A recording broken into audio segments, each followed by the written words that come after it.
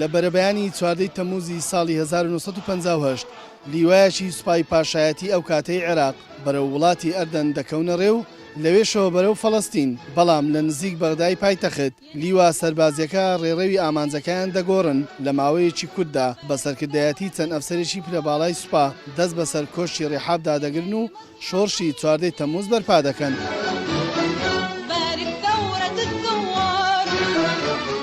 سەرکردەی یەکەمی شۆڕشی چواردەی تەمووزی ساڵی 1950 عەبدولکەریم قاسم بوو. دواتر بوو بە سەرۆکوەزیرانی عێراق. حکمی پاشایەتی کۆتایی پێهات و سیستەمی کۆماری لە عێراق ڕاگەیەندرا.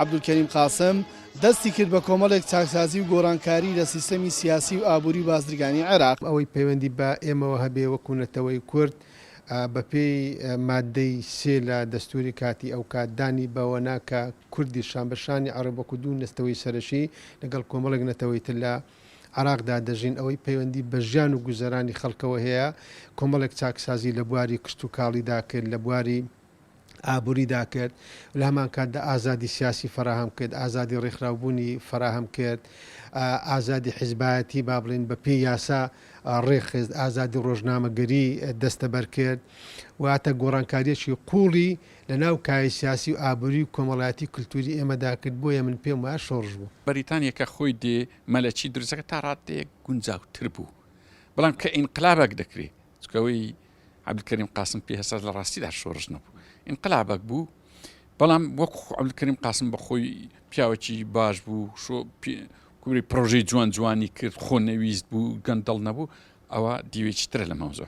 بەڵام کە ئینقلاب دەکرێت ئەو دێزاینەی کە بەریتانیا دایدەنێ لە بۆ ئەو وڵاتەی کە لە ژێر سایی مفەکرین وەکو تۆینبی وەکو عولەمای گەورە قسەیان لەسەر کردبوو، ئەوە دەگۆڕێ.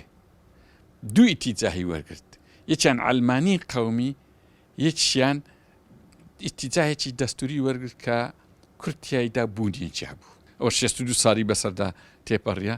عێراقی ئەو کاتی لە چاو عێراقی ئێرە لە ڕووی سەروەری یاسا، لە ڕووی نیشتیمانی، لە ڕووی خدەماتی ئیداری، لە ڕووی شەفافیەت، لێکجیاکردنەوەی سێدەسەڵاتەکان پێدا بڕۆ، ینی لە هەمووی لە چاو ئێستا زۆر باشتر بوو. ئەگەر ئەو کاتی ئەو ئینقلابە نەکرابایە ئێستا هەم وەزعی کورد باشتر دەبوو، وەزعی شعبی عێراقی باشتر بوو، وەزعی عێراقیش باشتر دەبوو.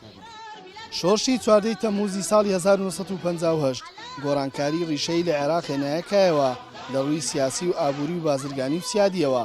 ڕەگ و ڕیشەی ئیمپریالیزمی لە وڵات نەهێڵدرا، دەستکرا بە دروستکردنی پرۆژەی استراتیژی گەورە و گرنگ وەک بەنداوەکان و ڕێگاوبان و بنیادنانی دایان و سەدان نەخۆشخانە و خوێندنگە. عێراق لە ڕووی سیاسی و ئابووری و بازرگانیەوە بژانەوە و گۆڕانکاری گەورەی بەخۆیەوە بینی.